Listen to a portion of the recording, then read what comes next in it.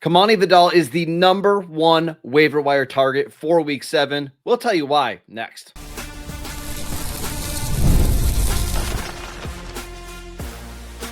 You are Locked On Dynasty Football, part of the Locked On Podcast Network. Your team every day.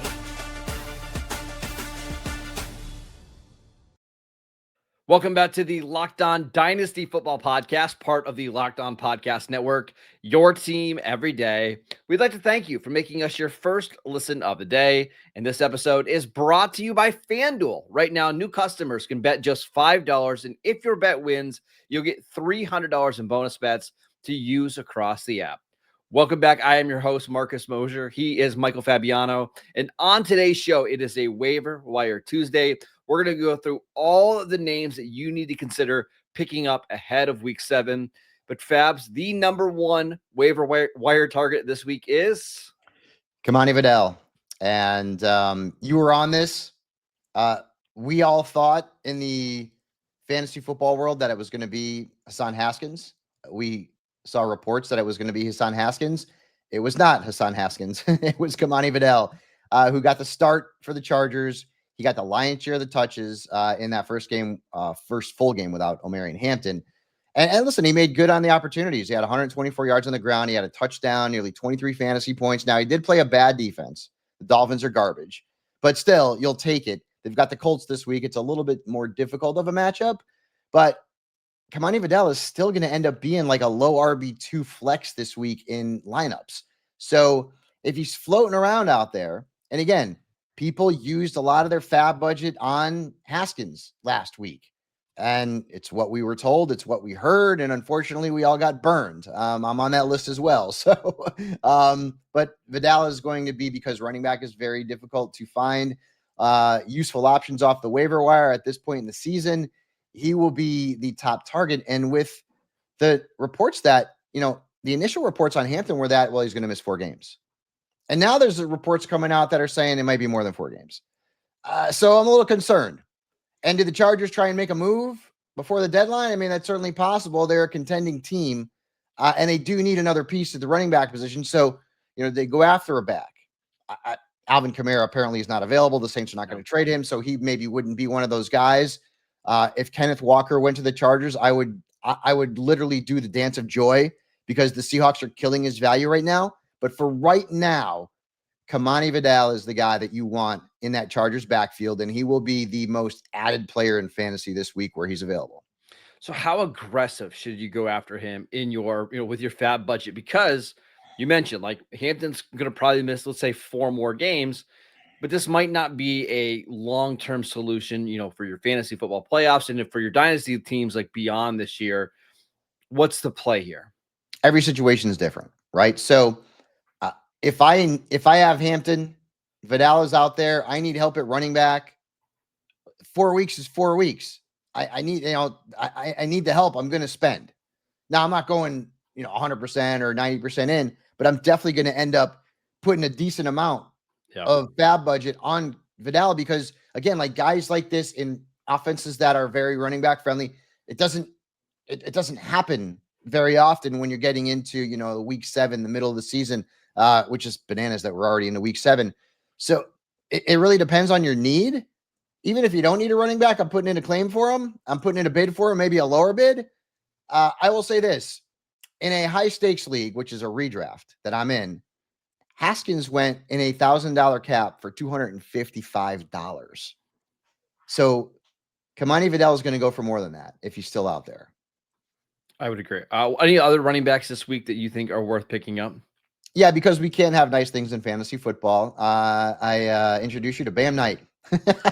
Yeah. So, we thought we had it figured out, Marcus, in Arizona. We thought we had it figured out.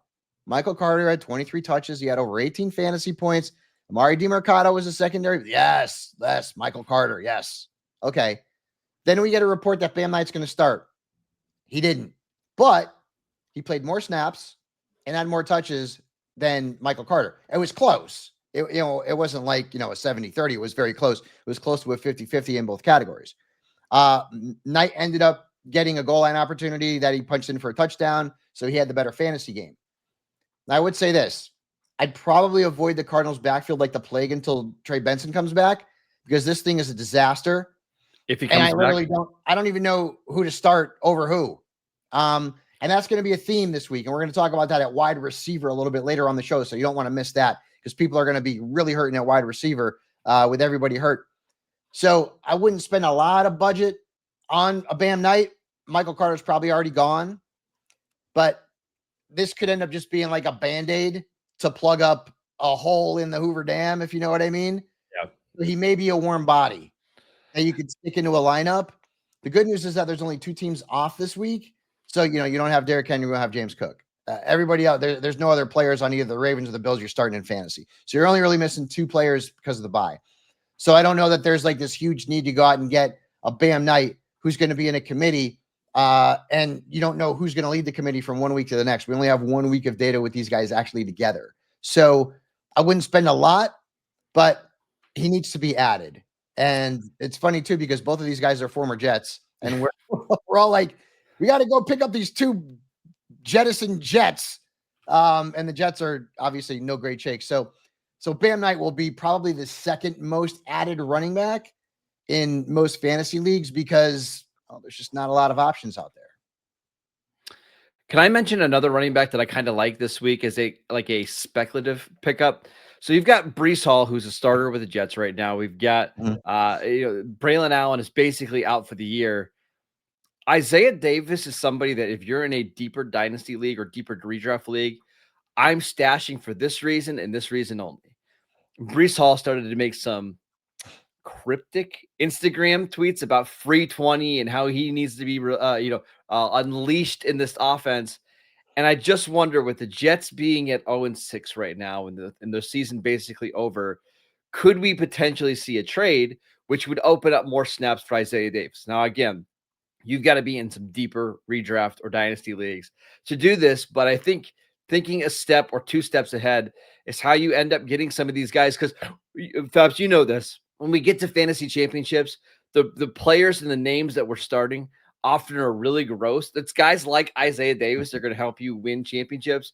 I think right now is a good time to at least put him on your waiver wire hotline, right? Just get ready for him, or if you need him. Yeah, just a hold. Certainly makes sense, because the Jets don't have a lot of backfield depth. As you mentioned, Braylon Allen's going to be out for most of, if not the rest of the season. And, the trade deadline is sneaking up on us. It's getting closer and closer and closer. And so, this day and age in the NFL, trades happen. They didn't happen a long, long time ago, but they happen now. And, there are teams out there that have running back depth, and there are teams that need running backs. I mentioned Kenneth Walker. I would love to see him get out of Seattle. I would love it, because I'm so sick of him not getting 43% of the snaps last week. I don't get it. Zach Charbonnet is not nearly as good of a player as Kenneth Walker, but for some reason, Clint Kubiak and the Seahawks are enamored with Zach Charbonnet. I don't get it. I don't understand it at all. Boy, the matchup's bad this week. Another double dip on Monday night, and one game's at 10 p.m. Would you stop it, NFL? I'm tired of these double Monday night games. I know. I need to go to sleep, man. I got work to do the next day. Anyways, that's neither here nor there. Xavier Scott could be another guy floating around out there, for the Vikings until Aaron Jones comes back. Jaden Blue is probably out there in redrafts, but not in dynasty. And now Miles Sanders is out for the year. Blue might be out there in dynasty leagues with how bad he's been over the first 6 games. So it's possible. I mean, it's possible. So, again, speculative, because what happens if Javonte gets hurt? God forbid. The Cowboys have no depth, and it would be Jaden Blue. Jaden Blue, I don't know, man. We talked about him being like Lance Dunbar in the preseason. I don't know. That might be an insult to Lance Dunbar at this point. But because if the Cowboys thought he could make an impact, they could certainly be using him, and they're not. Yeah. But Jaden Blue is also a guy that you can keep tabs on. Tajay Spears is probably not available in dynasty, is available in a redraft. And he got a lot of work last week. And I will say with Tajay Spears is that the Titans are playing a good team, which I guess every team is better than them. If they're going to play from behind, Spears is going to get burned. If it's going to be a neutral game script, then it'll be more Pollard. I wouldn't be surprised if Pollard is a guy that gets moved at the trade deadline. He's got a very favorable contract And I can see him being a really nice addition to some of these contending teams, maybe like the Chiefs or whoever needs the Chargers. Honestly, I think the Chargers would be a great fit. And maybe Spears is somebody that you got to, you pick up now or you trade for now before he gets more run in the second half of the season. Fabs, let's talk about some receivers that you should be bidding on in your waiver wires this week. We will get to that next. This episode is brought to you by Built. Nobody likes paying rent, but if you must, you might as well get something for that. That is where Built comes in. Built is changing the game by turning your rent payments into real rewards that you can actually use.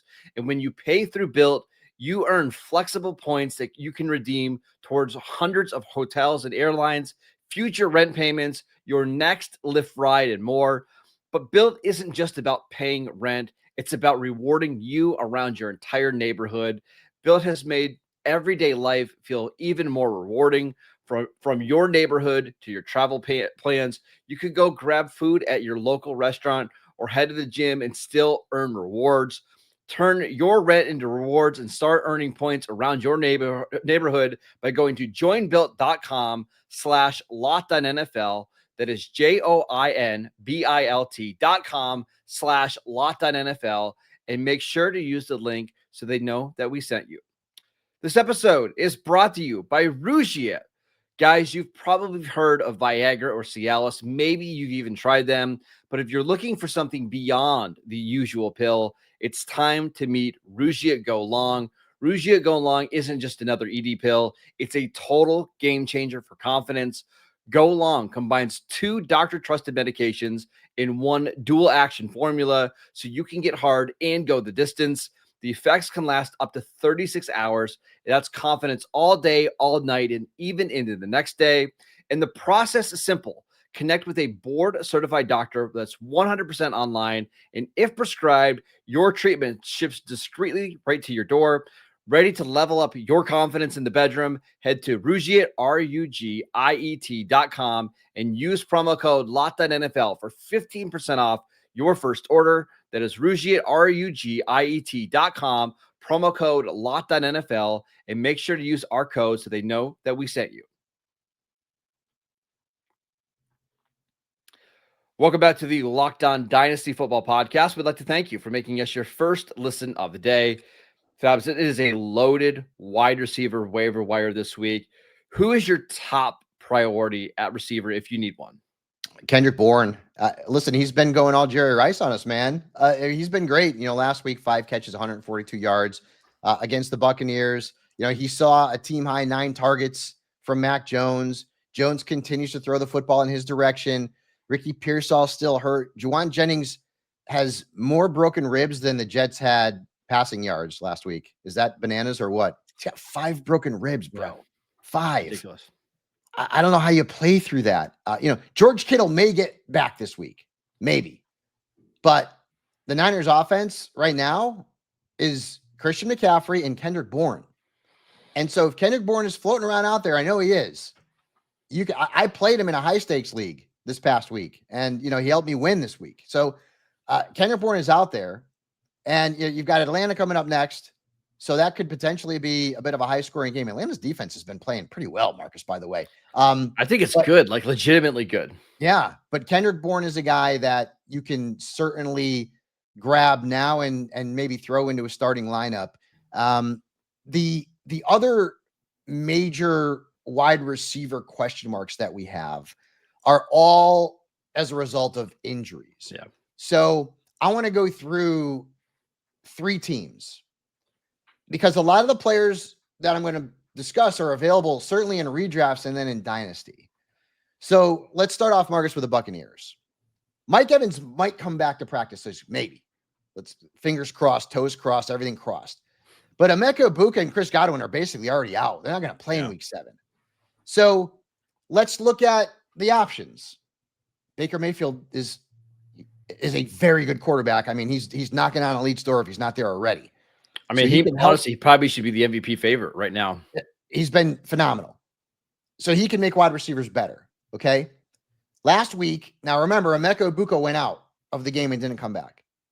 Tez Johnson led all Buccaneers wide receivers with 38 snaps, and he ran 21 routes. Yes.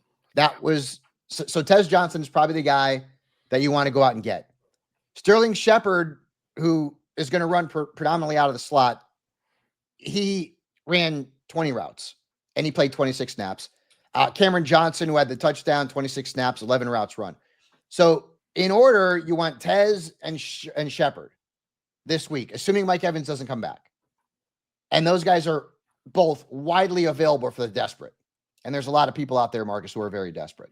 Your thoughts on the wide receivers in Tampa? I think Shepard is the better guy for the short term, just because I think he's going to play more. Yeah, and he's going to play a lot out of the slot. And I think Tampa Bay trusts him and Baker trusts him. I just don't think you're going to get the high variance that you might get with Tez. Maybe you're looking at a lot of these, 5 for 50 type of games. But if you're banged up at receiver and you have CeeDee Lamb and Emeka Egbuka, or whoever you've had, and you've got all these injuries, I think Shepard is the guy that you want to get you by until those guys get back.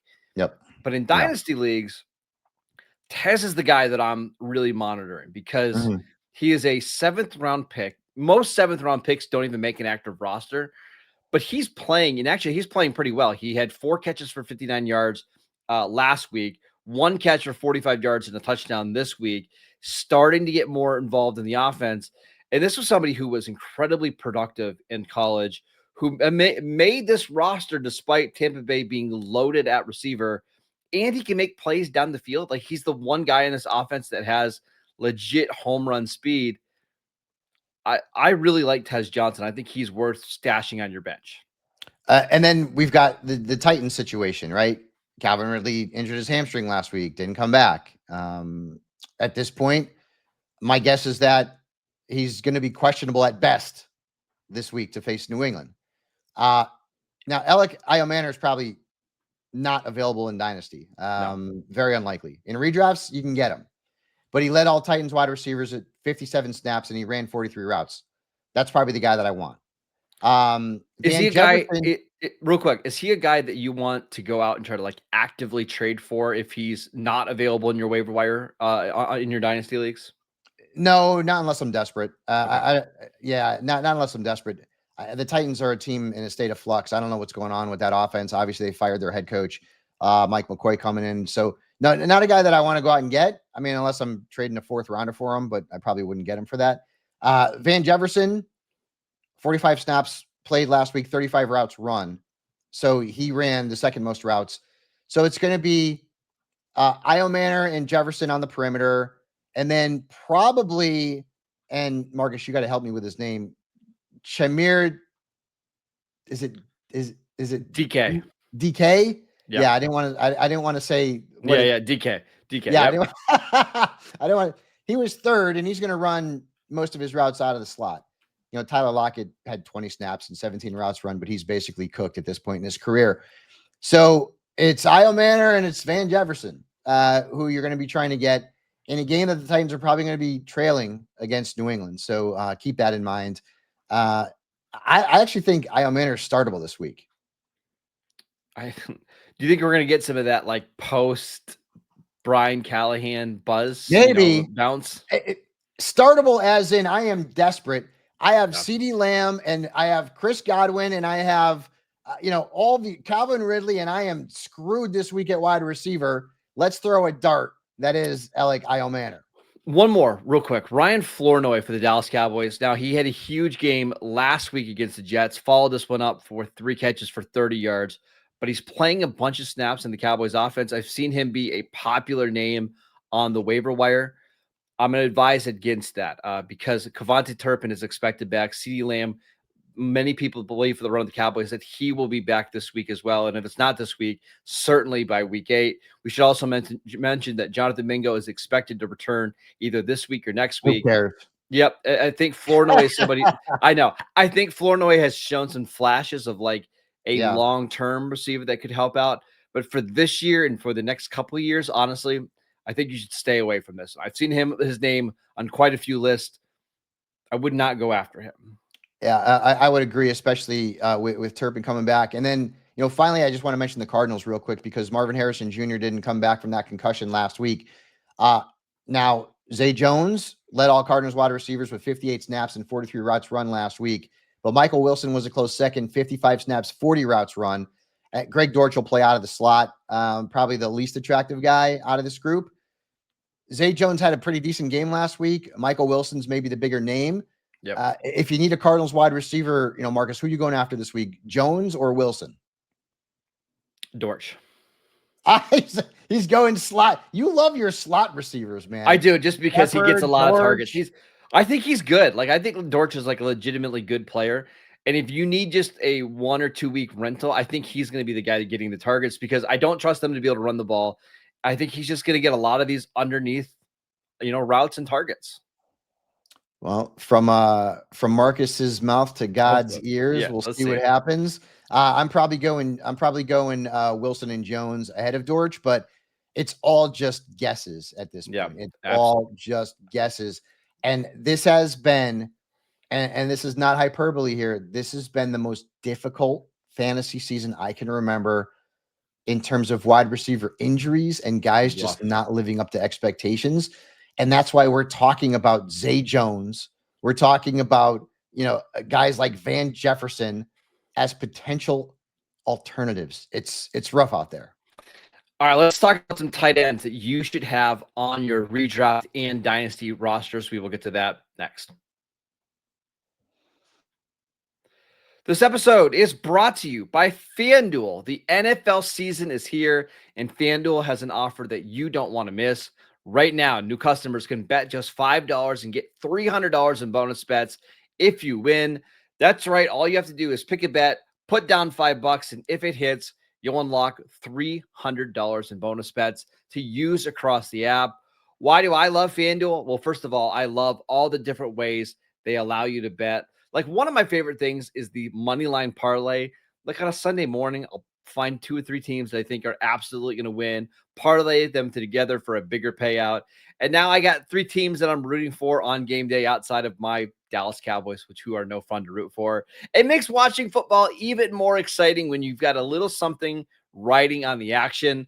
And whether you're a casual fan or love diving into the stats, FanDuel makes the game day experience so much better. So what are you waiting for? Visit FanDuel.com to download the FanDuel app today and get started. Welcome back to the Locked On Dynasty Football Podcast. We'd like to thank you for making us your first listen of the day.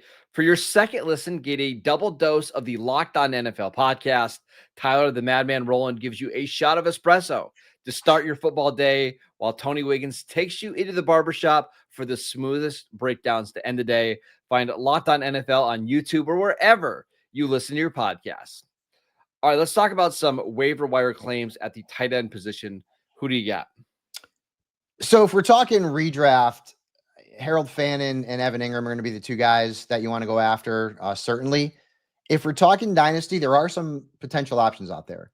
And I'm going to start with Michael Mayer. Like he broke out last week. He had a big game, 5 catches, 50 yards, a touchdown.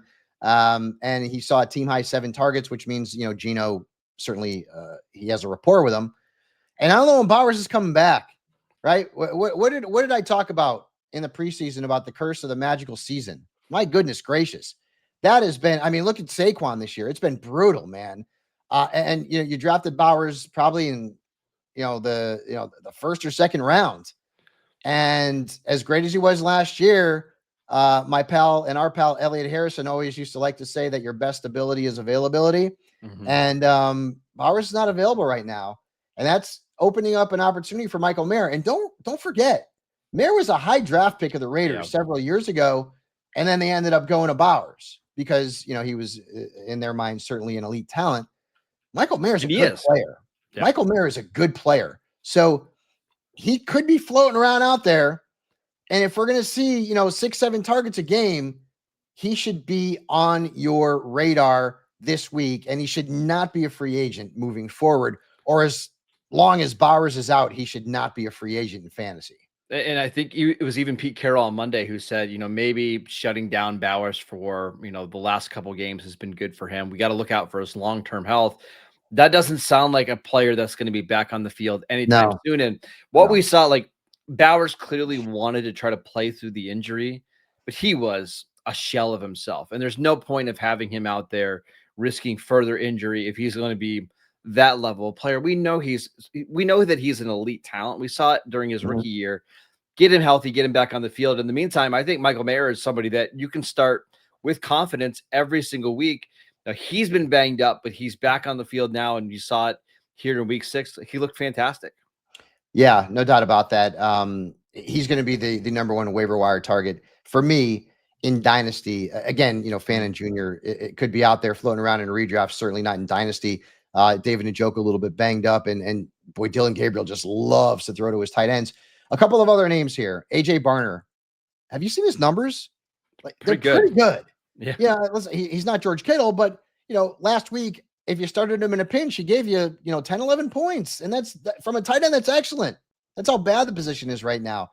So Barner, the matchup for Seattle is not great this week. They've got Houston in that late Monday night game, but Barner is still a guy who should be on your radar, right?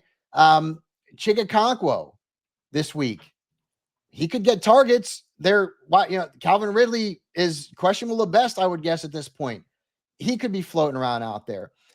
One thing that we missed, and I think this is funny, and I don't think it's a coincidence. So a couple of weeks ago, Mason Taylor had a big game against who? His dad's former team. Yeah, Dolphins. Yep. Oronde Gadsden this past week had a big game against who?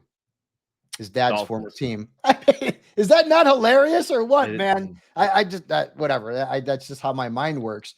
And I don't know how long Quentin Johnston's going to be out, but at least Oronde Gadsden should be on your radar in redrafts and certainly Dynasty. He could be floating around there in some Dynasty leagues as well. Really quickly, before we go to the show, if you're in a 1 QB Dynasty league or if you're in a redraft league, are there any quarterbacks out there that are worth picking up this week? So I'm really trying to figure if we're looking at Dynasty who might be out there. And I look at my Dynasty leagues and there's nobody. So Aaron Rodgers has got the Bengals this week on Thursday night. It's a good matchup. Aaron Rodgers is not widely owned in Dynasty because he's an old man. Yeah.